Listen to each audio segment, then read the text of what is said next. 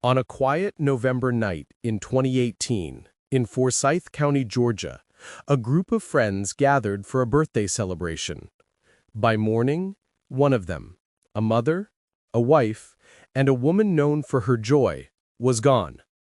Forsyth County sits just northeast of Atlanta, a stretch of suburbs marked by new homes, quiet neighborhoods, and long winding roads that dip between pockets of forest. To many, it looks peaceful. To others, the area carries a history that lingers beneath the surface. But on the night of November 3rd, Woodlet Court seemed like any other place in suburban Georgia.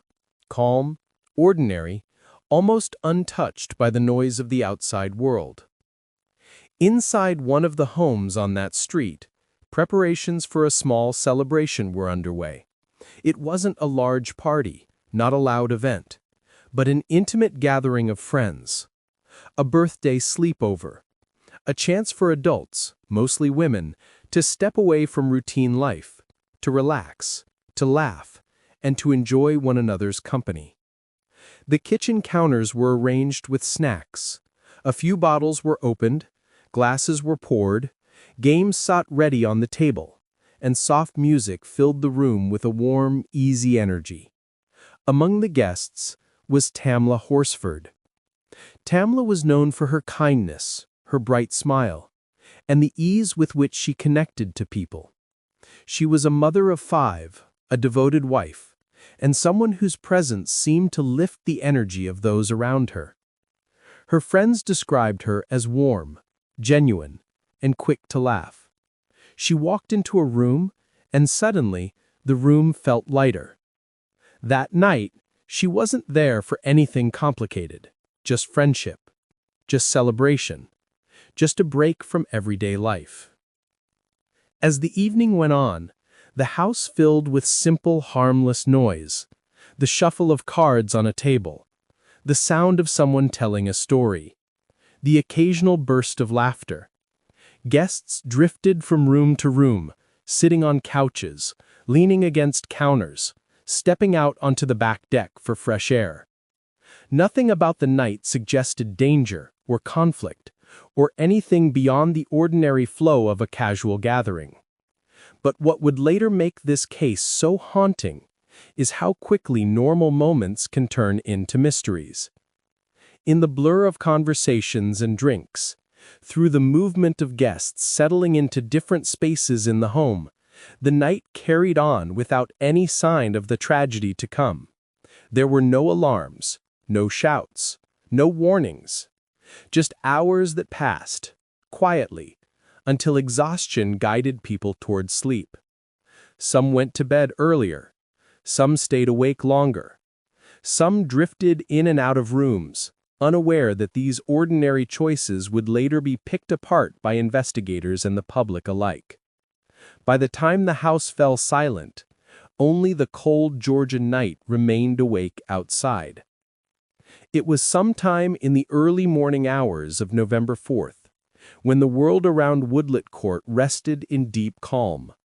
Streetlights glowed faintly, backyards stood empty, and inside the home, the laughter from the night before had faded into complete stillness. But in the backyard, beneath the wooden deck, something unimaginable had already happened. As dawn crept across the horizon, faint orange light stretched over the fence and onto the grass. Inside the home, someone woke, preparing for the simple rituals of a Sunday morning. Nothing seemed wrong. There was no reason to believe anything was out of place. But then, a discovery was made. A body, still, face down on the ground beneath the deck. It was Tamla. Motionless, unresponsive, alone in the cold morning air. The scene shifted instantly, from routine to shock, from celebration to disbelief. The home that had just hours earlier held laughter was now filled with panic. Voices rose, confusion spread, calls were made to authorities, And suddenly, the timeline of the night before, the drinks, the games, the conversations, the movements of each guest, all became critical pieces of a story that no one fully understood. When news of her death reached the public, the reaction was immediate. People wanted answers. People wanted clarity. Because the situation, a mother dying at a casual sleepover, felt deeply, painfully wrong. The official explanation would come quickly. An accident, a fall from the deck, a tragic combination of alcohol and missteps. But to many, the explanation didn't settle the unease. There were gaps. There were inconsistencies. There were injuries that raised questions. There were statements that didn't align cleanly. There were missing details, unclear timelines, and a sense that something about the story did not fully add up. Online communities began examining every available report. Podcasts, journalists, and true crime followers dug into the case. Forsyth County, a place many outside Georgia knew nothing about, suddenly became part of a national conversation. Hashtags appeared. Social media lit up with discussions. The case grew, not only because it was tragic, but because it felt incomplete. And at the center of everything was Tamla, a woman who walked into a gathering of friends and never walked out. This documentary-style investigation doesn't point fingers. It doesn't make accusations. It doesn't lean on speculation. Instead, it unfolds the story piece by piece, based only on what is publicly known, what has been documented, and what remains unclear. Because before we examine the investigations, the timelines, and the questions that surround this case, we must begin where all stories begin, with the person at the heart of it. A mother, a friend, a human being. A woman who went to a birthday sleepover, expecting laughter, connection, and a night among people she trusted. But by morning, she was gone. And the explanations don't add up. Before the questions, before the controversy, before the investigation drew national attention, there was simply a woman named Tamla Horsford.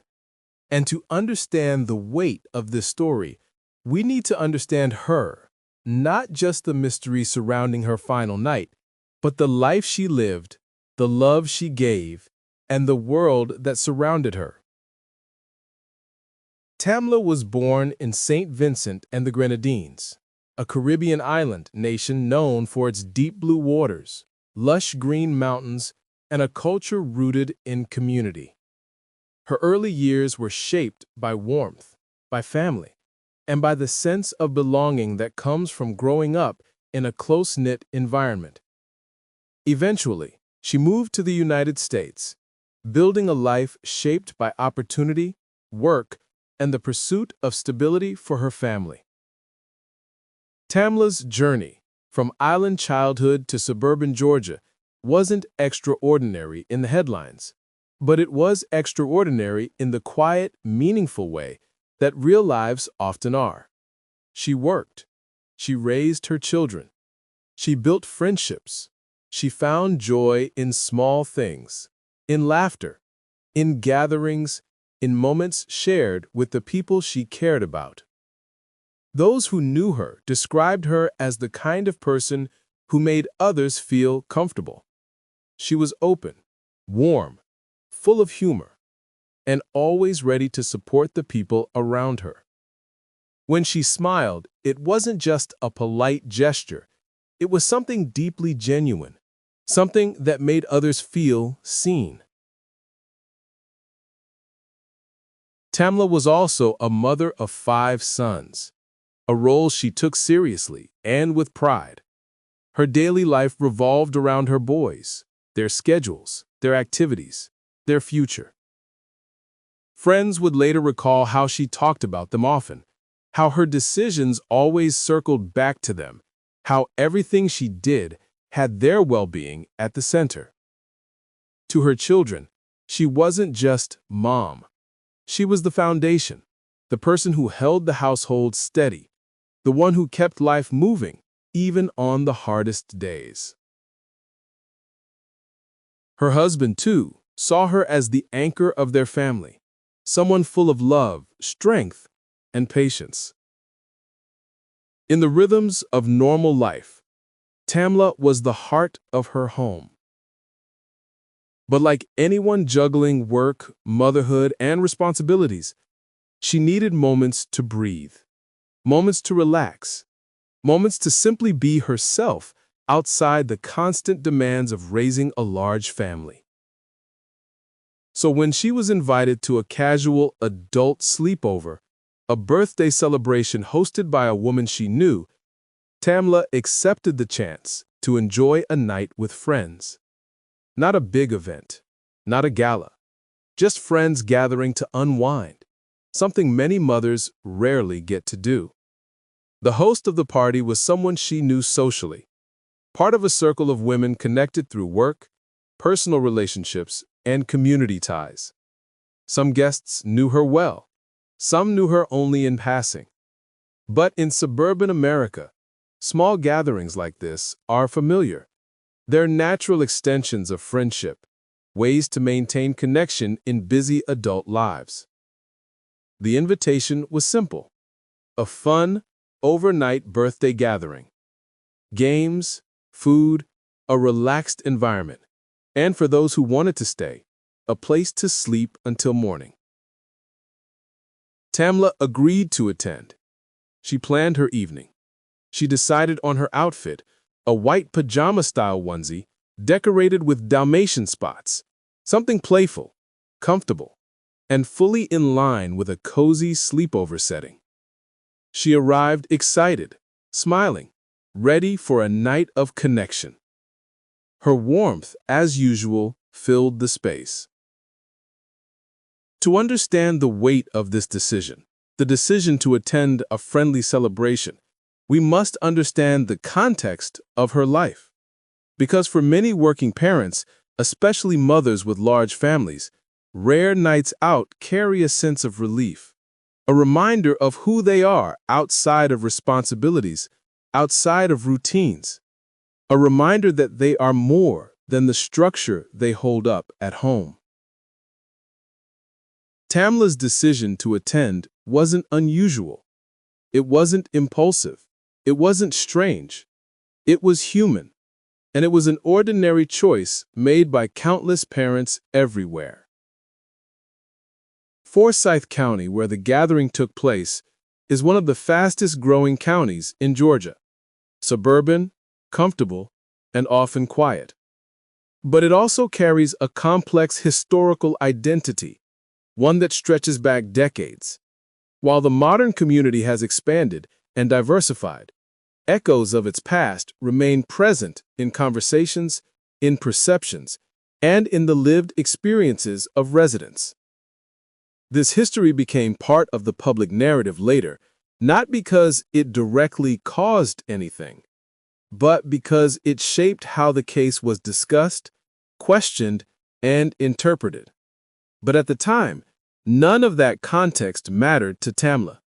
To her, Forsyth County was simply where her friends lived, where the gathering was held, where she planned to spend one harmless night of relaxation. As the day of the party arrived, Tamla left her home, her children, her husband, her routine, expecting to return in the morning with light stories and laughter. She drove to Woodlet Court with no sense of danger, no suspicion, no hesitation, just anticipation. Once she arrived at the house, she blended into the warm social atmosphere. She talked, she laughed, she participated. Guests later said she appeared happy, comfortable, and engaged throughout the evening. Everything about her presence was normal. Everything about her interactions was friendly. Everything about her behavior aligned perfectly with someone enjoying a simple night among acquaintances. Her social nature made it easy for her to connect, whether with close friends or newer faces in the room, and her personality, so often described as uplifting, brought a familiar spark to the gathering. The group dynamic that night reflected the pattern of adult get-togethers, shifting conversations, small clusters forming and dispersing, people moving between rooms as the hours passed. In that environment, Tamla's warmth fit naturally. Behind all of this, though, was the quiet truth of who she was, a woman balancing many roles, a mother who had poured so much of herself into her children, a wife, a friend, someone who rarely took time for herself. This night, this gathering, was one of those rare moments she allowed herself to relax. And that detail matters. It matters because tragedies are rarely about the moment they happen. They're about everything that led to those moments. They're about the countless small decisions that make up a life, and how ordinary choices can intersect with extraordinary outcomes. By understanding Tamla's background, her life, her family, her personality, her responsibilities, we understand the magnitude of what was lost. This was not a nameless figure at the center of a mystery. This was a real person with real bonds and real love. Her friends later described her enthusiasm for gatherings. Her husband described the stability she brought to their home. Her children remembered her joy. Her relatives remembered her compassion, her voice, her presence. To them, Tamla wasn't the subject of a case. She was their world. And as we move forward into the events of that night, the final night of her life, it becomes even more important to hold on to this truth. Behind every headline, every report, every unanswered question is a human being whose loss ripples through lives with devastating force. Tamla was cherished. She was needed. She was loved. And on the night of November 3rd, 2018, she simply wanted a night with friends, a chance to laugh, a chance to breathe, a chance to feel like herself. But the night that began with joy and togetherness would end in the kind of silence that leaves families changed forever. Now, with the foundation of her life understood, we move to the next part of her story. The night of the party itself, the timeline, the movements, the atmosphere, and the choices that would later become central in one of the most scrutinized cases of recent years. The night of November 3rd, 2018, began like any other gathering among friends. Nothing about the early hours hinted at the weight the night would carry, or the questions it would leave behind. When Tamla arrived at the home on Woodley Court, the atmosphere was relaxed and welcoming. Guests were already present, chatting, laughing softly, setting out food and pouring drinks. A handful of women formed the core of the party. 2 men were in the house as well, not part of the sleepover itself, but present through personal connections to the host. The home was bright, comfortable, and arranged for a casual evening. Warm lights, a living room prepared for games, a kitchen island covered with snacks, dips, and half-open bottles, the scent of baked food lingering in the air. Everything suggested a simple, harmless social night. As the evening settled in, the group gathered around the table to play games. According to later reports, they played Cards Against Humanity, a game known for its humor and its ability to spark loud laughter. The mood was lively, but controlled. People teased one another gently. The sound of shuffling cards mixed with the clink of ice in glasses. Tamla, dressed in her playful white Dalmatian print onesie, fit easily into this environment. She smiled often, She moved naturally between conversations. She was energetic but not disruptive. She was friendly but not overly animated, simply present, enjoying the company around her. Throughout the evening, alcohol flowed in varying amounts. Some drank lightly, some drank more heavily. Tamla's toxicology later showed a high alcohol level, but in the moment, among friends, the drinking didn't appear unusual. No one reported visible signs of distress or danger. From time to time, Tamla stepped outside, onto the back deck. She went to smoke, a small ritual of calm that many people shared during social nights. The deck looked out over the yard, a simple, grassy area bordered by a wooden fence, a space that felt private and safe. When she returned inside, the gathering continued. More games, more conversations, more movement between the kitchen, the living room, and the outdoor space. The night progressed naturally, hour by hour, as the house settled into the familiar rhythms of an adult get-together. But, as with many nights involving alcohol, details later became harder to piece together with absolute clarity. Not because anyone intended confusion, but because human memory, especially in social settings, is imperfect. Later statements from the guests included slight variations, small differences in times, impressions, and sequences of events. Nothing dramatically contradictory, but enough to create gaps that fueled public curiosity. Some guests recalled Tamla being cheerful throughout the evening. Some noted that she enjoyed the drinks and participated fully in the fun. Some remembered seeing her on the couch, relaxed. Others recalled her stepping out onto the deck, alone for a few minutes, then returning inside. These accounts formed a mosaic, a picture of a normal, pleasant evening, but one where certain moments blurred at the edges.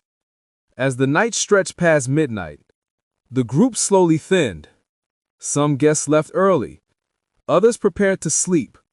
Small pockets of conversation continued in different parts of the house. The host eventually went upstairs. Some guests took designated sleeping areas. Lights dimmed in the living room, and the energy of the party cooled into the quiet calm of late night. But in Tamla, according to a few accounts, remained awake longer than most. Still cheerful, still moving about the home, still stepping outside at times.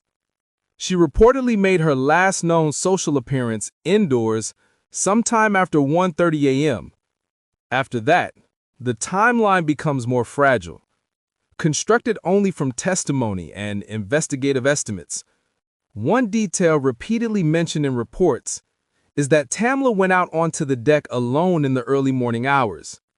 What time this occurred and how long she remained outside is not known with exact precision.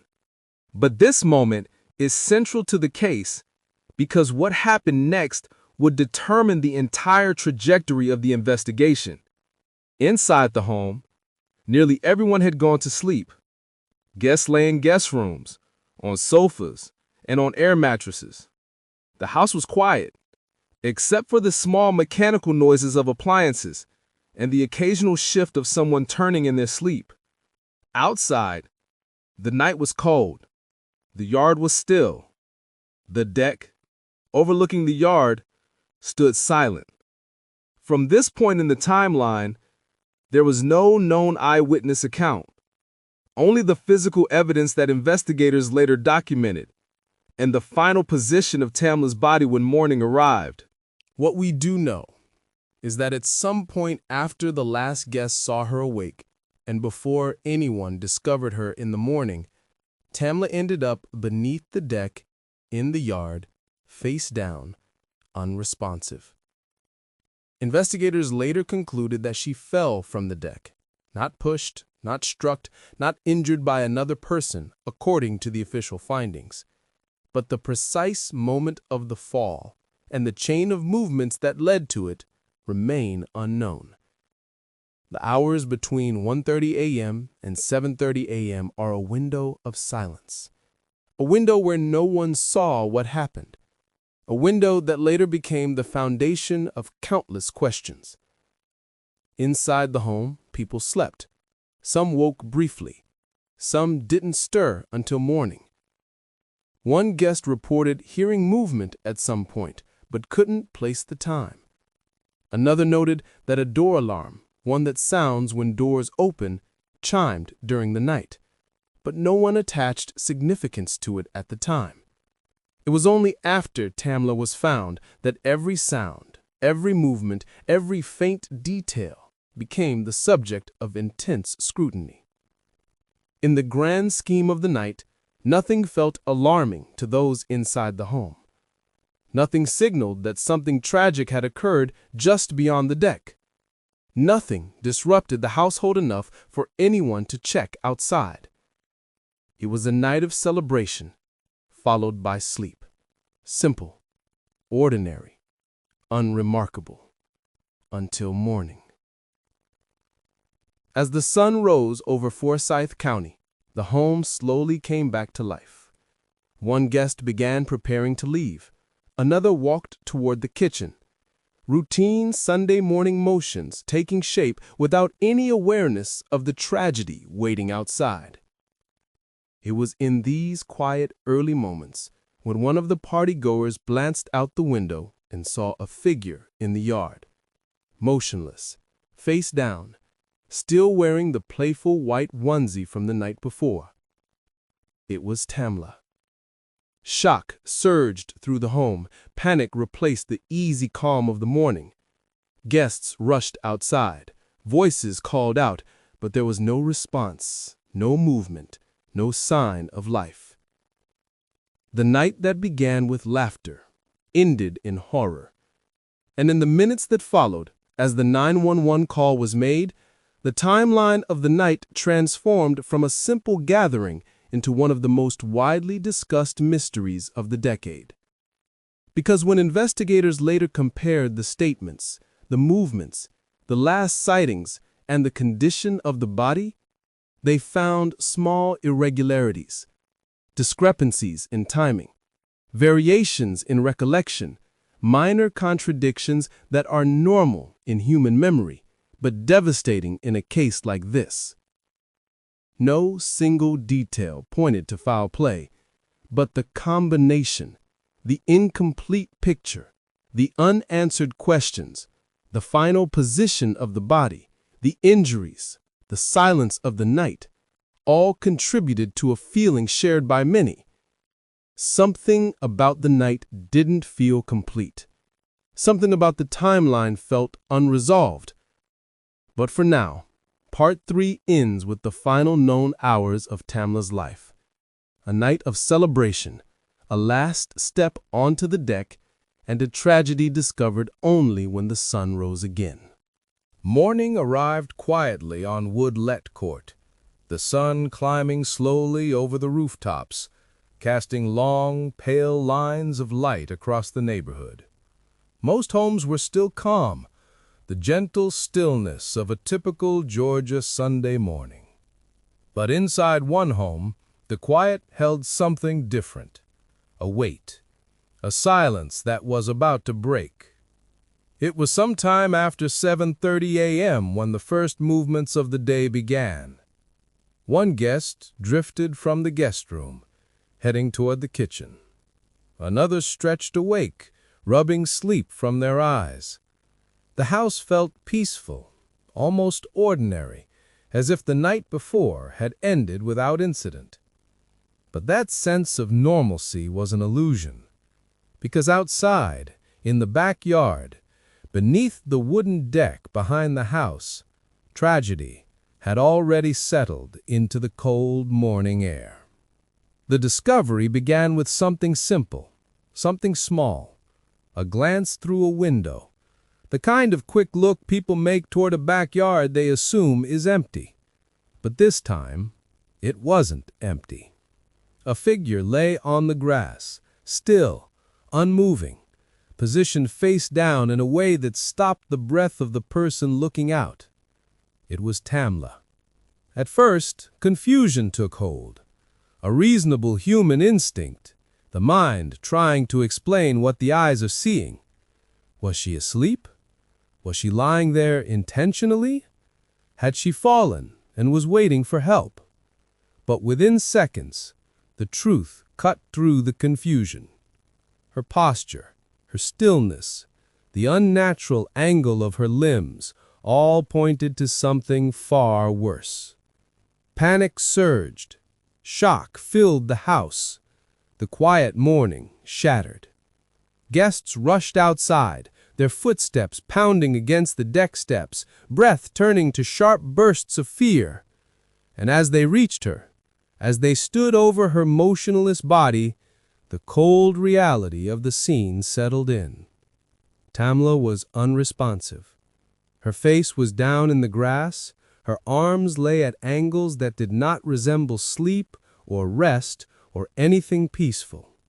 The playful Dalmatian print onesie she wore the night before was now a heartbreaking reminder of the joy she brought when she arrived. A call was made. A voice reached 911. Words were spoken with urgency, confusion, and disbelief. The morning had turned catastrophic. Within minutes, Forsyth County first responders were dispatched to the home. The yard that had been just another suburban landscape hours earlier now became a scene of investigation. When deputies arrived, they surveyed the area with trained caution, scanning the yard, the deck above, the surrounding fence, and the position of the body. Details mattered. Every angle mattered. Every physical feature would become part of the record. The first documented observations of the scene would later be included in reports. A body lying face down, arms positioned unnaturally, signs of injury, consistent, according to investigators, with a fall from the height of the deck. A wrist wound, scrapes, impact marks. No immediate signs, they said, of a violent struggle. The ground beneath her was undisturbed beyond the area where her body rested. The fence nearby showed no damage. The deck railings appeared intact. Still, the shock of the moment overshadowed everything. The facts, the positioning, the interpretation, all of that would come later. First came the human reaction, the disbelief, the sorrow, the realization that someone who had been alive and joyful the night before was now gone. Investigators moved methodically. They taped off the area. They documented Tamla's position. They photographed the scene. They examined the deck railings, the height, the structure. They took note of the weather conditions, cold but dry. They logged the time, the placement, the surroundings. Inside the house, guests waited in silence. Some cried, some stared blankly. Some tried to remember the sequence of the night before, searching for any detail that might explain what had happened. But memory, especially after alcohol and late hours, is fragile. And investigators would later find themselves sorting through statements that, while consistent in broad strokes, carried small differences in timing and perception. Back outside, the presence of law enforcement solidified the seriousness of the situation. The backyard, once a simple patch of grass, was now a location marked by evidence numbers and official procedure. One of the most significant aspects of the scene was the deck itself, a wooden structure elevated above the yard. From the top rail to the ground beneath, the drop measured a distance that could cause injury, or worse, depending on how someone fell. Investigators examined the railing. They assessed its height, its spacing, its stability. They tried to determine whether someone could lose balance, stumble, lean too far. But these assessments, while thorough, could never reconstruct the exact moment. They could only point to possibilities. Inside, deputies interviewed those who were awake. then those who had still been sleeping. Each person described what they remembered: the games, the drinks, the movements, the last time they saw Tamla conscious. Every statement was important. Every detail mattered. But this was a home full of people who had been drinking, socializing, drifting in and out of rooms. Naturally, memories varied. Some guests remembered her stepping onto the deck. Some heard a door alarm during the night. Some did not. Some recalled her cheerful energy. Others noticed signs of intoxication as the night went on. These differences did not prove wrongdoing. They reflected the reality of any late-night gathering, but they added complexity. They introduced ambiguity. And in the context of a sudden death, ambiguity becomes the seed of doubt. As first responders continued their work, Tamla's body was eventually moved with care and dignity. Her Dalmatian print onesie, once a symbol of fun and comfort, had become a heartbreaking visual that would stay with investigators and the public alike. The home was then searched as part of the examination. Rooms were photographed. Bottles and glasses were noted. Food, games, personal belongings, all details preserved in case they later proved relevant. The homeowner's security cameras, which might have provided clarity, were not functioning. Reports later stated the batteries were dead. This absence of footage became one of many elements that frustrated the public, not because it proved anything sinister, but because it removed a piece of potential evidence that could have answered key questions. Back outside, investigators continued to analyze the ground, the soil, and the impact area beneath the deck. They looked for footprints. They looked for drag marks. They looked for any disturbance that might suggest movement after the fall. But their conclusion, based on what they observed, remained the same. No signs of post-fall manipulation. No physical evidence pointing to an altercation. Still, the scene held a heaviness that facts could not soften. The image of Tamla, a joyful woman, a mother of 5, lying in the yard, left an imprint that would never fully disappear. As the investigation progressed through the morning, the house began to empty. Guests left, many emotionally shaken. Law enforcement collected statements, and the forensic team completed the initial documentation, the foundation upon which the entire case would later rest. By midday, Tamla's body had been transported for examination. The backyard was quiet again. The deck stood unchanged. The grass beneath it looked ordinary, almost deceptively so. But nothing about the home felt ordinary anymore. Because in a matter of hours, a simple gathering among friends had transformed into a tragedy filled with unanswered questions. A woman who walked into the house smiling had left it without breath. And those who were inside the home that night, whether they knew her well or barely at all, would carry the memory of that morning for the rest of their lives. The discovery marked the end of Tamla's life, but it was only the beginning of the story the public would come to know. The official investigation into the death of Tamla Horsford began the moment first responders arrived at the scene. What started as a quiet morning in Forsyth County had transformed into a case that demanded methodical attention, precise documentation, and careful interpretation of every detail. From the beginning, investigators faced a complex task: a home full of people, a night shaped by alcohol, a fall from a deck, a body found hours later, and a timeline with gaps that would later become the center of public scrutiny. But before the public debates, before the online discussions, there was only the official process, the step-by-step examination of what the investigators saw, what they measured, and what they concluded. After securing the scene, the Forsyth County Sheriff's Office moved through the home and the backyard in a structured pattern. They documented the position of the body before it was moved. They photographed her clothing, her posture, the surrounding grass. They measured the height of the deck railing, the distance to the ground, and any nearby objects that might provide clues.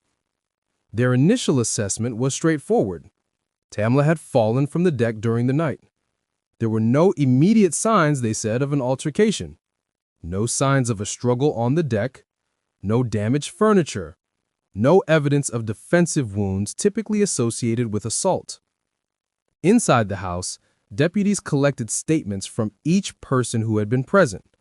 These statements form the skeleton of the official timeline, a timeline built on recollection rather than observation. Some guests recalled seeing Tamla awake late into the night. Some remembered her stepping onto the deck alone. Some mentioned the door alarm chiming. Others did not notice it at all. Some remembered her energy as cheerful. Others noted she had been drinking heavily. As investigators listened, they understood the challenge ahead. Alcohol complicates memory. Late nights distort perception. And even in fully sober situations, eyewitness accounts often vary naturally. These variations do not automatically indicate wrongdoing, but they introduce uncertainty. And uncertainty, in an unexpected death, becomes a powerful force. After completing the initial interviews at the house, investigators transported Tamla's body for autopsy. This next phase would become one of the most scrutinized pieces of the entire case. At the medical examiner's office, a forensic pathologist conducted a full examination. The findings were detailed, clinical, and presented without emotional interpretation. The autopsy revealed multiple blunt force injuries to the head, neck, torso, and extremities. Cuts, abrasions, and impact marks consistent with a fall, a laceration on the wrist, a broken neck, and internal injuries that suggested significant impact with the ground. The toxicology report added more clarity. It showed a blood alcohol level of 0.238, nearly 3 times the legal limit for driving. It also detected THC from marijuana and alprazolam, a medication commonly used for anxiety. The presence of alprazolam became part of the public conversation later, but no official report suggested it had been given to her by someone else. Its presence, however, raised questions for some observers, not because it proved anything sinister, but because it added another variable to an already complicated situation. Based on the autopsy, the medical examiner ruled Tamla's death an accidental fall. The manner of death on the certificate read, accident, fall from an elevated position with alcohol intoxication and the presence of THC listed as contributing factors. As the autopsy results were added to the investigative file, deputies continued their work. They re-interviewed some individuals. They clarified timelines. They reviewed what they had gathered. And after roughly 3 months, in February 2019, the Forsyth County Sheriff's Office closed the case, concluding that no evidence of foul play existed. But outside the walls of the sheriff's office, questions lingered, especially within Tamla's family. To them, certain injuries seemed unusual for a fall. Certain statements from the partygoers didn't fully align. Certain procedures raised concerns, such as how the scene was handled, who had access, and how evidence was stored. In 2019, these concerns remained mostly within the family and close friends. But in 2020, everything changed. The national conversation around justice, race, and transparency was growing louder. More people began looking at old cases with renewed focus. And Tamla's story, with its unanswered questions and heartbreaking outcome, resurfaced. Online discussions erupted. True crime communities examined the autopsy documents. Posts and threads dissected the timeline. Questions multiplied. Why were some injuries described as inconsistent with a simple fall?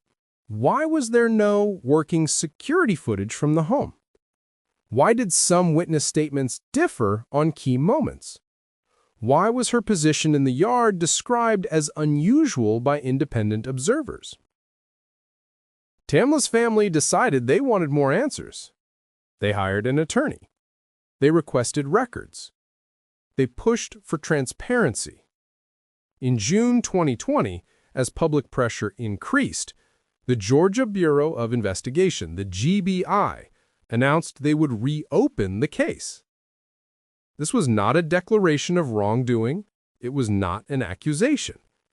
It was a review, a second look at the evidence, the timeline, and the processes used.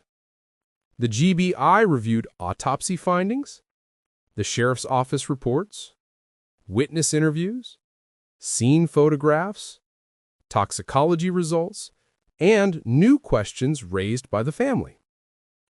The review took more than a year. Throughout this time, the public continued to speculate. Social media filled with theories. Podcasts discussed inconsistencies. Commentators compared Tamla's case to other national cases involving unclear circumstances. But inside the GBI, the work remained clinical, methodical, and grounded in documentation. In July 2021, the GBI released its findings. Their conclusion aligned with the original investigation. They found no evidence of homicide and no basis to pursue criminal charges. They closed the review, stating that the available evidence supported an accidental fall. This conclusion did not satisfy everyone. To Tamla's family, the official reports did not erase their concerns. They still believed that certain elements of the night were unclear. They still saw inconsistencies they could not reconcile. They still questioned the positioning of her body and the nature of her injuries. And yet, the GBI findings stood as the final official word.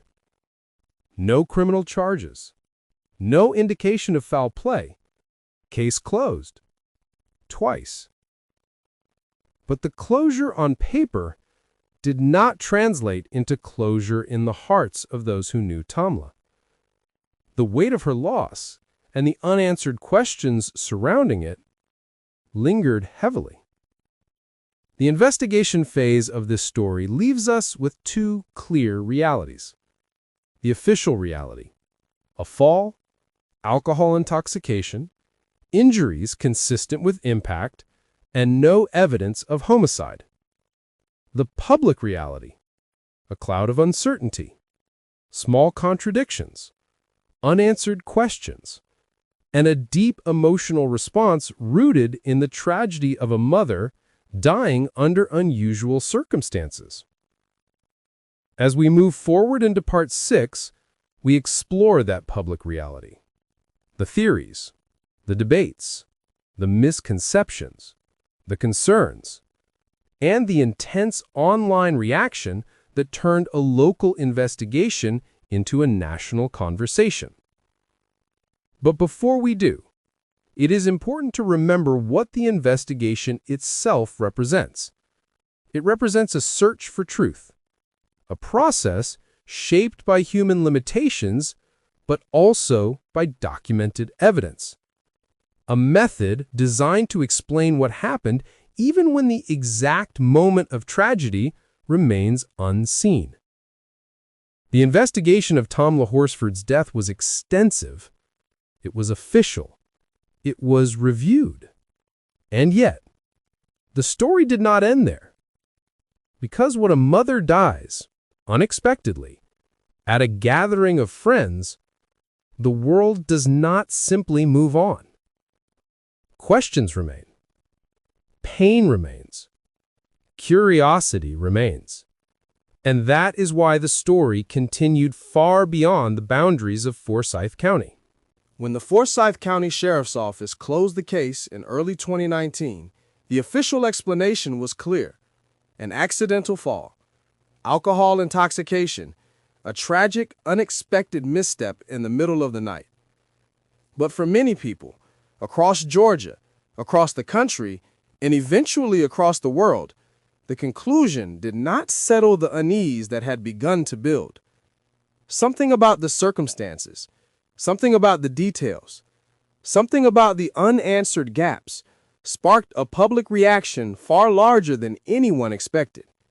At first, the case remained mostly local, discussed quietly among community members, friends, and those who knew the family. But by late 2019, and especially in 2020, the story of Tamla Horsford began to spread across social media platforms. A name that had once been known only to her circle suddenly became a rallying point for thousands of people online. What made the case so compelling and so emotionally charged was not a single detail, but a combination of details that, when placed together, felt unsettling. The position of her body, the injuries described in the autopsy, the gaps in the timeline, the chime of the door alarm, the lack of functioning security footage, the conflicting recollections from witnesses, the racial history of the county, and the reality that she was the only black woman at the gathering. Each detail, on its own, might not have raised alarm, but together they formed a pattern of uncertainty that the public could not ignore. As people began reading the reports, examining the photos, listening to commentary, and comparing statements, a wave of online discussion erupted. Reddit threads grew by the thousands. True crime podcasts covered the case in long-form episodes. Twitter and Instagram posts circulated diagrams of the deck, summaries of the autopsy, timelines of the night. YouTubers created breakdown videos. Advocacy pages began promoting the hashtag #Justice for Tamla Horsford. Suddenly, the world was paying attention. Many people approached the case with empathy and curiosity, wanting to understand what happened and why so much confusion surrounded it. Others approached it with suspicion, not directed at any specific individual, but at the larger process, the investigative steps, and the unanswered questions. And then, layered beneath the facts of the case, was the broader social context of the time. In 2020, conversations about race, justice, and institutional transparency reached a level of intensity not seen in decades. Old cases were revisited. New cases were analyzed. Communities demanded clarity, fairness, and accountability. And into this environment, Tamla's story resurfaced with renewed force. People looked at the facts. A black woman found dead at a predominantly white gathering in a county with a complicated racial history, and felt a deeper emotional pull.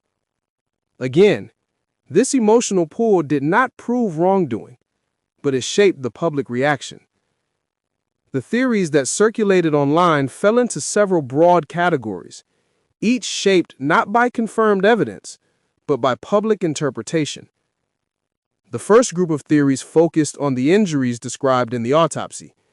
Some online observers believed the injuries seemed too extensive for a simple fall. Others questioned the exact position of her body in the yard. Some asked whether a fall from the deck should have produced different fracture patterns. It is important to be clear. These questions came from the public, not from official statements.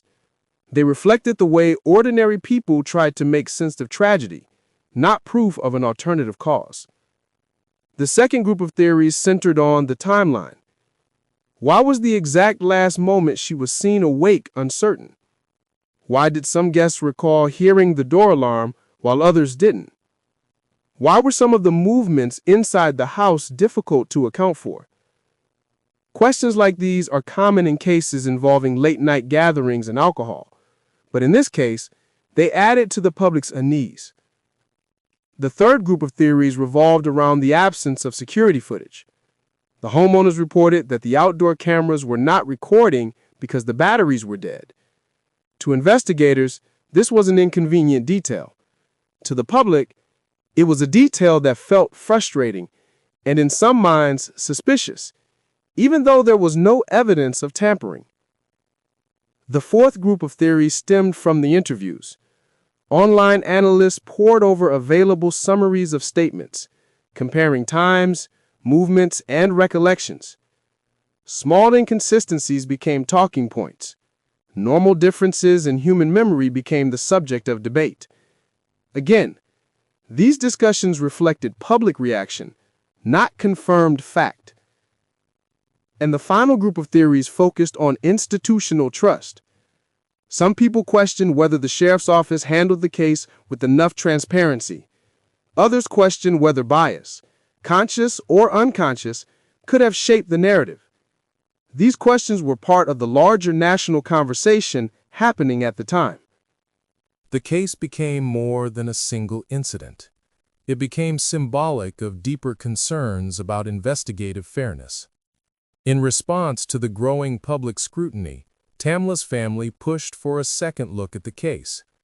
Their concerns drew even more attention. Celebrities shared posts about Tamla. Major news outlets revisited the story. And the GBI ultimately reopened the case for review. This reopening, however, created a new wave of public interest, and with it, new waves of theories. Some people believed the review would reveal new evidence. Others believed it would contradict the original findings. Many hoped it would at least provide clarity. But after more than a year of examination, the GBI reached the same conclusion as the initial investigation. No evidence of homicide. No indication of foul play. Accidental fall. To the public watching online, the split between official conclusions and popular questions created a kind of emotional tension. On one side, official documentation, forensic analysis, and legal findings. On the other, human instinct, uncertainty, and the natural need to understand how a mother could die at a gathering that seemed safe. Even after the GBI closed their review, the case remained widely discussed. True crime channels continued examining it. Social media reshared summaries, and people around the world joined discussions, saying the same thing. This story doesn't sit right. But it is important, deeply important, to distinguish between public reaction and official evidence. Public reaction is emotional. It is shaped by empathy, confusion, frustration, and a desire for clarity. It raises questions. It highlights inconsistencies. It demands answers. But public reaction is not proof. The official narrative, as documented by trained investigators and forensic experts, remains: a fall, an accident, alcohol intoxication contributing to loss of balance, injuries consistent with impact, no confirmed evidence of a struggle, no forensic signs of homicide. These two realities, public reaction and official findings, exist side by side. They neither invalidate the other, they simply show the complexity of the case. One reality is emotional. The other is procedural. One reality is rooted in uncertainty. The other is rooted in evidence. One looks at the story and sees tragedy. The other looks at the story and sees closed investigation. But at the center of both realities is a woman, a human being whose life mattered deeply, a mother of 5, a friend, a person whose death left a permanent scar. And perhaps that is why the case gained such momentum online, because people connected with Tamla. They connected with the pain of her family. They connected with the sense that something about the night felt incomplete, even if the evidence could not fully explain what they were feeling. This part of the story is not about assigning blame, or naming suspects, or promoting theories. It is about acknowledging how deeply the public resonated with the uncertainty of the case. It is about understanding why Tamla's story became so widely discussed. It is about respecting the difference between speculation and fact, while also recognizing the humanity behind the speculation. At its core, the public response to Tamla's death reflects a universal truth. When something tragic happens, And when pieces of the story remain hard to understand, people search for meaning. They search for clarity. They search for justice, even when justice is difficult to define. The story of Tamla Horsford became larger than Forsyth County, larger than Georgia, larger than the case file itself. It became a conversation about safety, about trust, about community, about evidence, and about the experiences of families demanding answers, and about the powerful emotions that arise when a story feels unresolved. We step away from the theories, away from the debates, and back to the heart of the story. The impact on her family, their search for understanding, the legacy of her life, and the reason her name continues to be spoken years later. When a life ends suddenly, unexpectedly, and without a clear moment of explanation, the impact ripples outward in ways that no investigation can measure. And in the case of Tamla Horsford, those ripples began the moment news of her death reached her family. For her husband, the call was unimaginable. A night that was supposed to be simple, fun, and harmless had turned into a nightmare that didn't make sense. He had said goodbye to his wife the day before, expecting her to return home the next morning, safe, smiling, and full of stories from a night with friends. Instead, he received the unthinkable. 5 children, boys who depended on their mother, who looked for her voice, her warmth, her steady guidance, were suddenly left without the person who anchored their world. The grief that entered that household wasn't just sadness. It was shock, confusion, a sense of loss so deep it could not be described in simple words. To lose a parent is devastating. To lose a parent without answers is unbearable. In the days after her passing, friends came forward with memories, stories of Tamla's humor, her kindness, her energy, her love for her children. These memories circulated like small lights in a dark moment, reminders of who she was beyond the tragedy. But grief, as heavy as it was, did not erase the questions. Her family wanted to understand. They wanted clarity. They wanted a full picture of what happened that night. So they pushed. They asked for answers. They challenged inconsistencies. They sought independent review. Not out of blame, not out of accusation, but out of love, out of the need that every family feels when confronted with a sudden, unexplained loss. The weeks turned into months.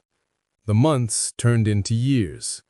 And still, the family navigated birthdays, holidays, and school milestones without the person who brought structure and warmth to their home. Every morning, without Tamla, was a reminder. Every family photo felt incomplete. Every celebration carried a quiet emptiness. While investigators moved through procedural steps, while the public discussed possibilities, while the case gathered attention online, the heart of the story remained rooted in a single truth.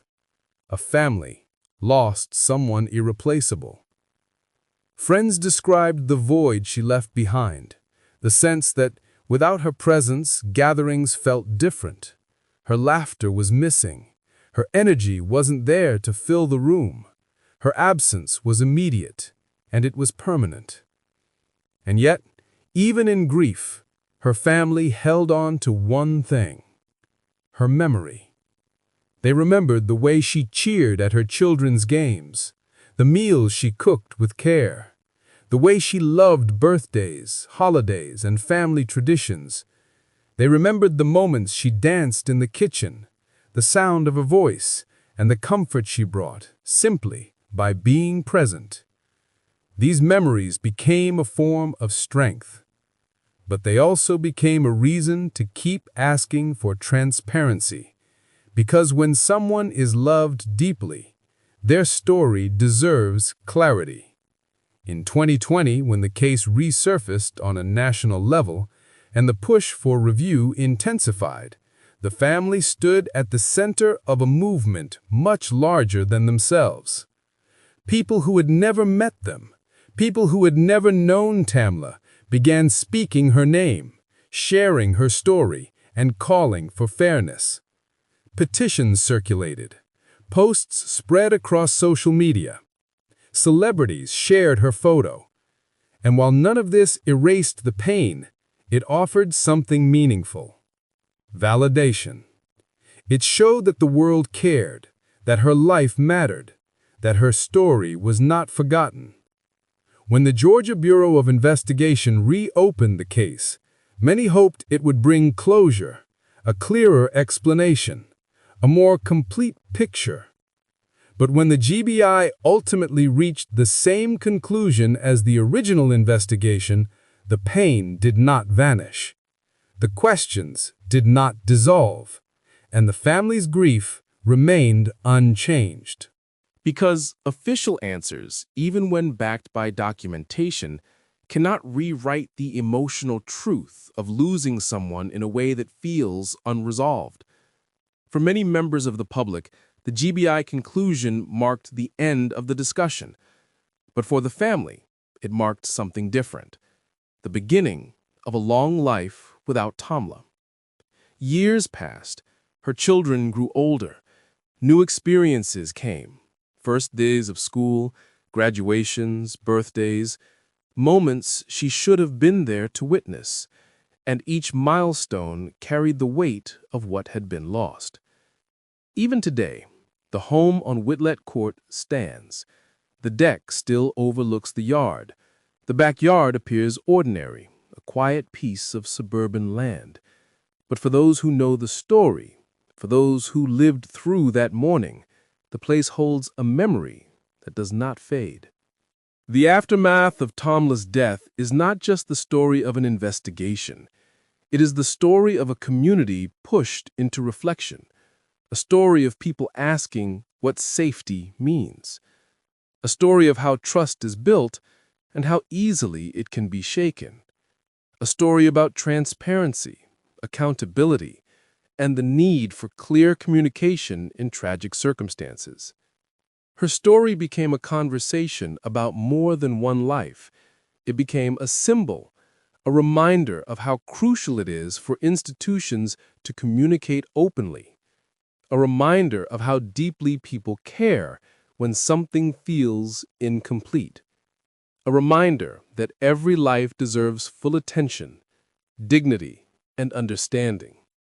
But even beyond the symbolism, there is something far more important, something that lies at the core of this entire episode, something that must not be overshadowed by theories, debates, or public discussions. It is the life of Tamla Horsford herself.